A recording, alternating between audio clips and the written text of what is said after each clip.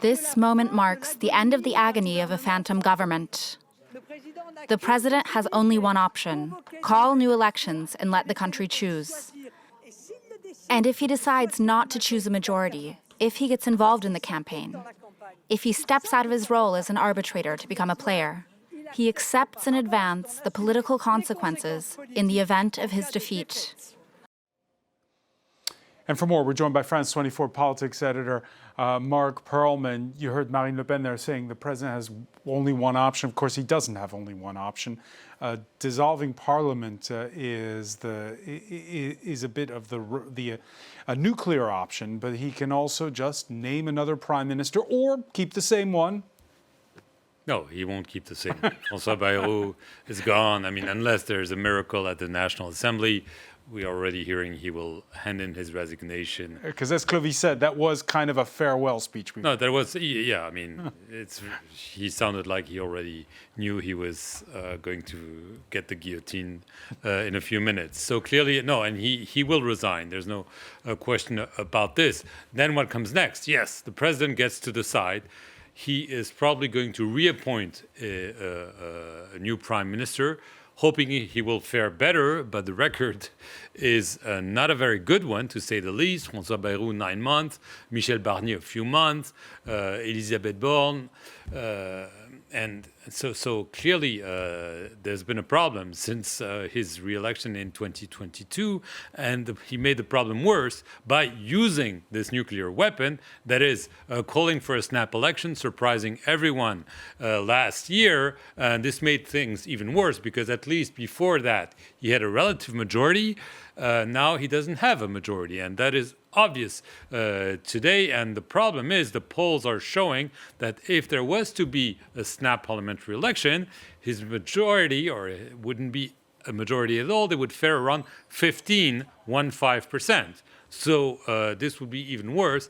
And in the worst case scenario, the National Rally could garner a majority, and so Emmanuel Macron would go down in history as the president who handed the reins of power to the National Rally, something he promised he would never do when he faced Marine Le Pen in the presidential election. So it's very, very difficult to see him calling for an election. Yes, Marine Le Pen is pushing for this because she's reading the same polls, and she's hoping that this will force Emmanuel Macron into a corner. What she doesn't do, and she is distinguishing herself from the far left, is calling for him to resign. Jean-Luc Mélenchon, who is not an MP, but who was sitting in the front row in the public today, wants Emmanuel Macron to leave. He said he is the source of all our trouble, so let's not talk about a new prime minister.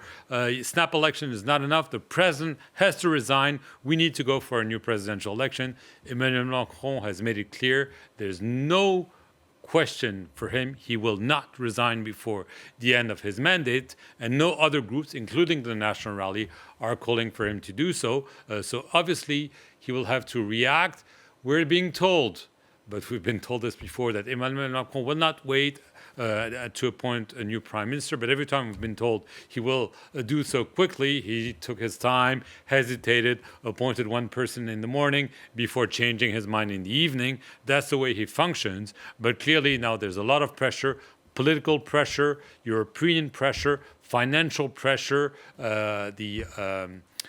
Fitch is supposed to render its verdict on the French economy, and obviously all this unusual instability in French politics is adding more pressure on the French president to act quickly and decisively. The big question is, can he find a magic prime minister, someone who can survive longer than all the ones he's tried? Difficult. All right. And let me ask you, Marc, because just a postscriptum on François Bayrou,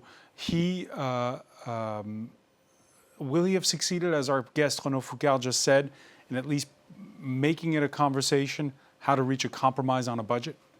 No, because he couldn't.